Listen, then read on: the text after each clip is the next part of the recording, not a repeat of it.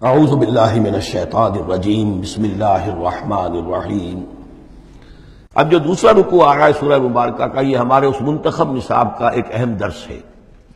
اور یہ منتخب نصاب کا پہلا حصہ ہے جو جامع اسباق، سورۃ العصر پھر آیت البر، تیسرا سبق یہ ہے،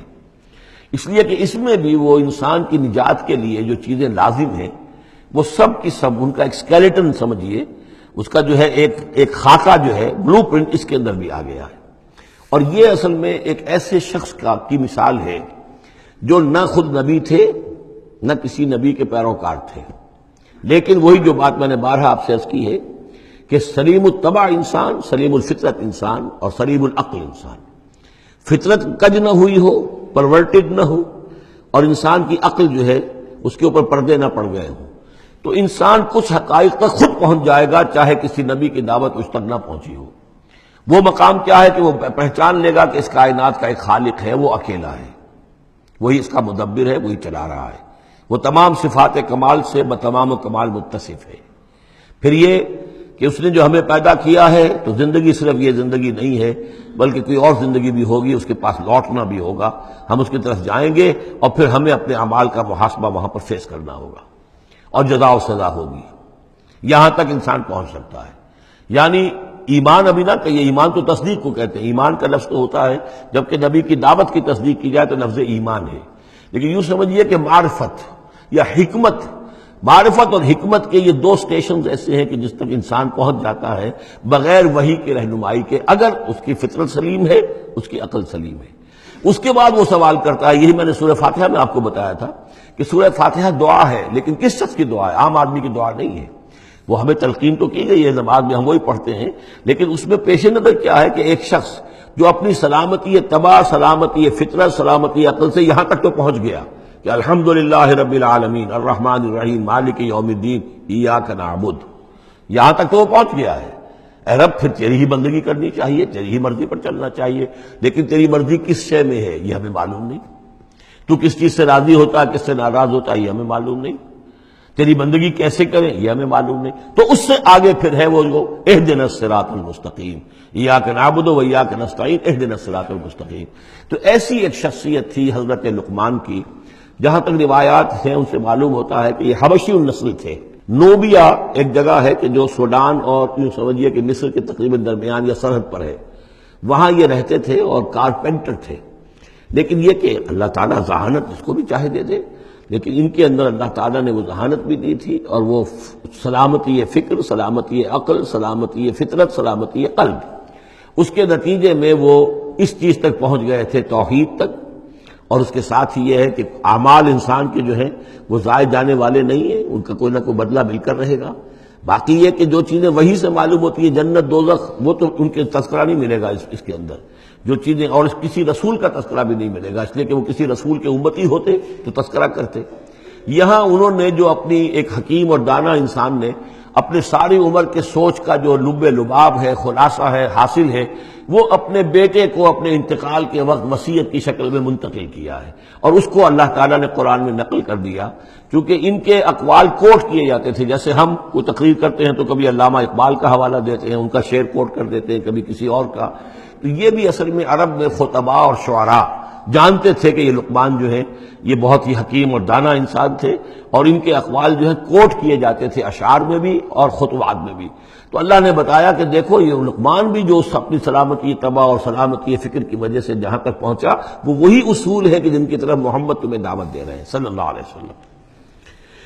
وَلَقَدْ آتَيْنَا لُقْمَانَ الْحِكْمَةَ، اور ہم نے لقمان کو دانائی عطا کی۔ دانائی کا نتیجہ کیا تھا؟ انشکر للہ، کہ شکر کرو اللہ کا۔ دانائی کا تقاضا، فطرت کی سلامتی کا تقاضا کیا ہے؟ جو بھی آپ کے ساتھ بھلائی کرے اس کے لیے ایک احسان مندی کے جذبات آپ میں پیدا ہونے چاہیے، اگر نہیں ہو رہا ہے تو فطرت جو ہے پرورٹڈ ہے، بس ہو گئی، جو بھی بھلائی کرے۔ اور عقل کا تقاضا کیا ہے کہ اصل جو ہے منعم اس کو پہچان لیا جائے، اور وہ اللہ ہے۔ تو نتیجہ کیا نکلے گا؟ وہ سلامتی طبع جمع سلامتی عقل، تو اللہ کو پہچان لیا جائے اور کہا جائے الحمدللہ، جہاں سے قرآن مجید شروع ہوتا ہے۔ انشکر للہ، کہ شکر کرو اللہ کا، ومن یشکر فانما یشکر لنفسہ، جو کوئی بھی شکر کرتا ہے تو وہ شکر کرتا ہے اپنے ہی بھلے کے لیے، اپنے ہی فائدے کے لیے، ومن کفر فان اللہ غنی حمید، اور جو کفران نعمت کرتا ہے، ناشکری کرتا ہے، تو اللہ تو غنی اور حمید ہے۔ وَإِذْ قَالَ لُقْمَانُ لِابْنِهِ، اب یہاں سے حضرت لقمان کی وہ نصیحتیں ہیں جو انہوں نے اپنے بیٹے کو کی ہیں، یہاں مذکور نہیں ہے، لیکن مراد یہی ہے کہ انتقال کے وقت، جیسے کہ کوئی شخص دولت مند ہے تو وہ اپنے انتقال کے وقت اپنے بیٹوں کو، یا اگر بیٹا ایک ہی ہے تو اسے بتائے گا کس سے لینا ہے، کس کو دینا ہے، کیا حساب کتاب ہے، کہاں کہاں میرے ایسیٹس ہیں، کوئی دفینہ ہے تو بھی بتائے گا کہ میرا وہاں فلاں جگہ پر دولت دفن ہے۔ ایک حکیم انسان کے پاس اصل شے اس کی ساری عمر کے غور و فکر کا جو حاصل ہے کہ میں نے جو کچھ سوچا ہے، میں نے جو کچھ بھی حاصل کیا ہے اپنی فطرت سلیمہ اور عقل سلیم کی رہنمائی میں، وہ میں تمہیں منتقل کر رہا ہوں۔ وَإِذْ قَالَ لُقْمَانُ لِابْنِهِ وَهُوَ يَعِظُهُ، یاد کرو جب کہ کہا لقمان نے اپنے بیٹے سے اور وہ اسے نصیحت کر رہے تھے، یا بنی لا تشرک باللہ، نمبر 1 اللہ کے ساتھ شرک مت کیجو،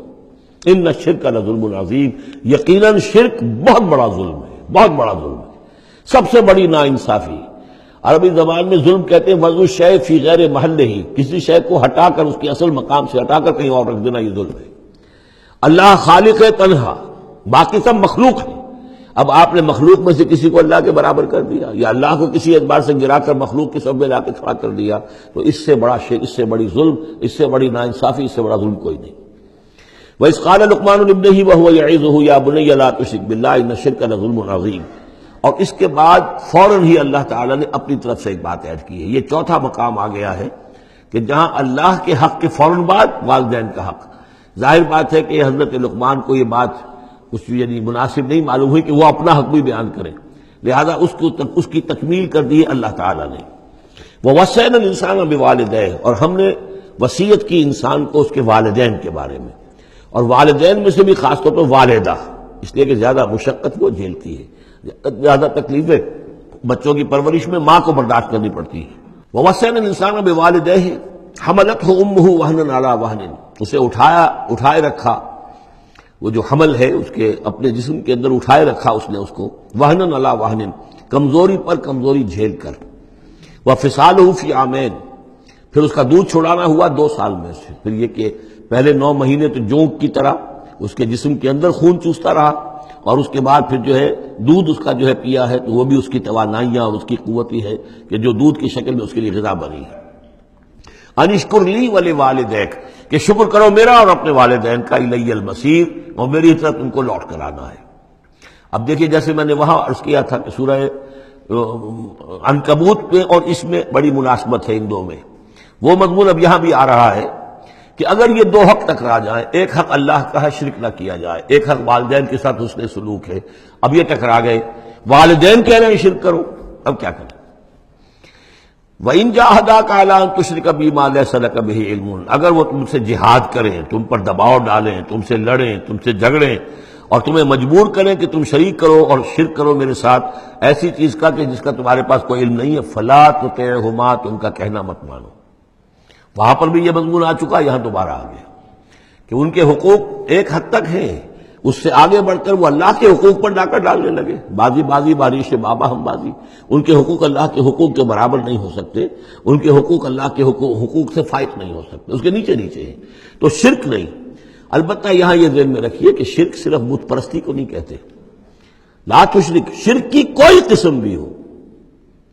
اب اللہ کے کسی ایک حکم کو اگر والدین کہتے ہیں توڑو، اس کا کیا مطلب ہے؟ یہ شرک کا حکم دے رہے ہیں، اس لیے کہ آپ نے والدین کے کہنے پر اللہ کے حکم کی خلاف ورزی کی، اس کا مطلب ہے کہ آپ نے مطاع اور معبود والدین کو بنا لیا۔